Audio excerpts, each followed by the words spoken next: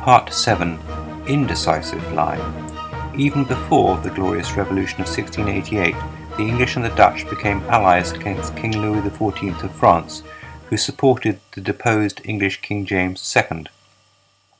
The Royal Navy had remained as a permanent force since the Anglo-Dutch Wars.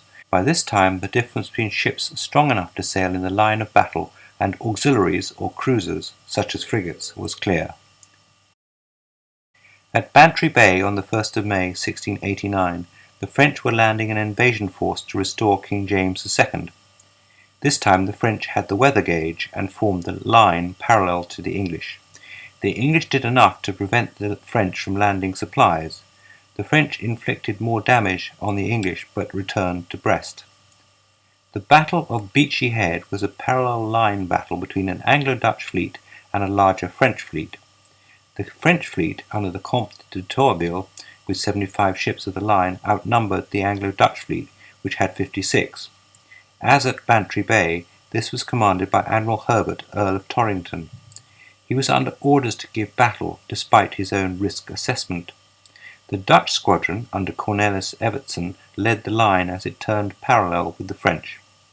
The Dutch went straight into action against the French van. De Tourville let his centre sag to leeward.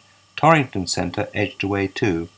This allowed ships from the French centre to join their van and rear, where they were able to double on their opponents. After 8 hours of battle, the battered Dutch had withdrawn and the English anchored. The French were slow to respond and, carried by the current, drifted out of range. When the English weighed anchor, the French followed slowly, keeping their line at the speed of the slowest ship. The Allied fleet withdrew towards the Thames estuary.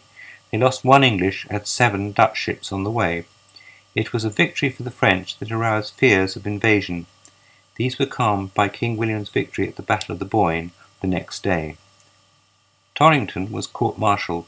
He claimed that his action had prevented an invasion, and he was acquitted. Admiral Edward Russell was appointed Commander-in-Chief of the Allied fleet. In 1692, King Louis XIV supported another invasion force to restore James II. This was assembling on the Cotentin Peninsula, where it awaited escort by the French fleet under de Tourville. This time the French fleet was outnumbered due to bad weather preventing a squadron from Toulon from reaching the Channel. The Anglo-Dutch fleet sailed from Spithead on the 18th of May. The French had 44 ships of the line, the Allies about 80. Despite this, de Tourville was under orders to seek battle. Both fleets were accompanied by auxiliary vessels, including fireships. They met off Cape Barfleur on the 19th of May. The Anglo-Dutch fleet sighted the French coming from the west and formed line. It was a day of calm conditions and frequent fogs. De Tourville obeyed orders and closed with his opponent's flagship. In fact, the centre engaged so closely that Sir Cloudesley Shovel, in command of part of the Allied rear squadron, declared that "I never saw any come so near before they began to fight in my life." After several hours fighting, a change of wind favoured the Allies. Later, both fleets were becalmed in a fog.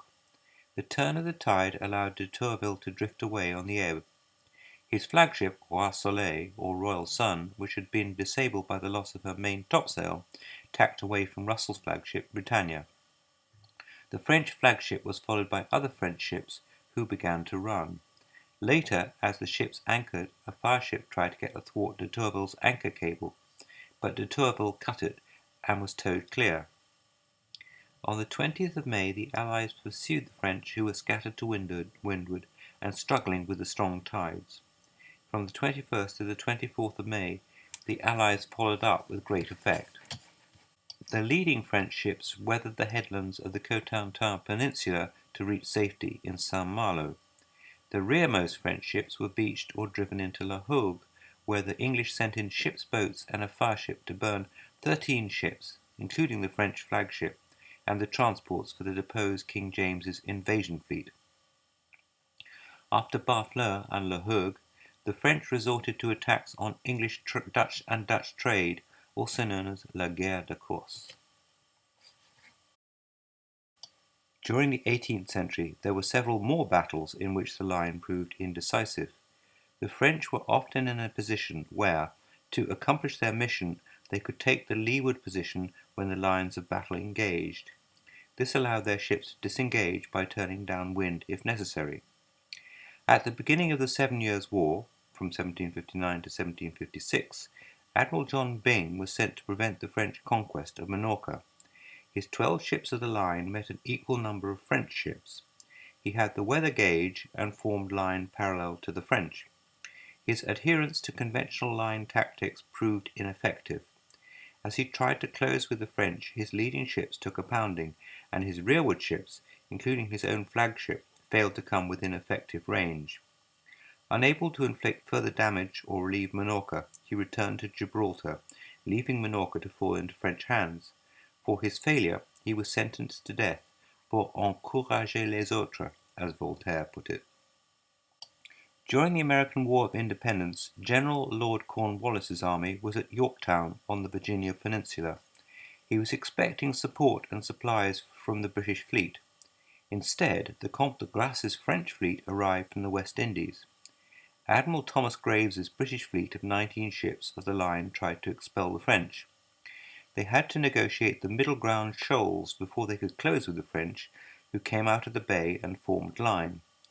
The British manoeuvre left Admiral Hood's squadron at the rear, and Graves's signal to form line meant a slanting approach. The result was that only the leading ships were able to close with their opponents before sunset. Not only could the French fulfill their mission from the leeward position, it also allowed them to open their lower gun ports, but the British to windward could not. Admiral Hood was furious that the British had failed to drive off the French, but Lord Cornwallis's army remained cut off without relief or supply. When another French squadron arrived at the mouth of Chesapeake Bay, Admiral Graves led his fleet back to New York to refit. By the time they had refitted and sailed from New York, it was too late. Cornwallis had already surrendered. The indecisive battle had a very decisive outcome. Negotiations to end the war began shortly afterwards.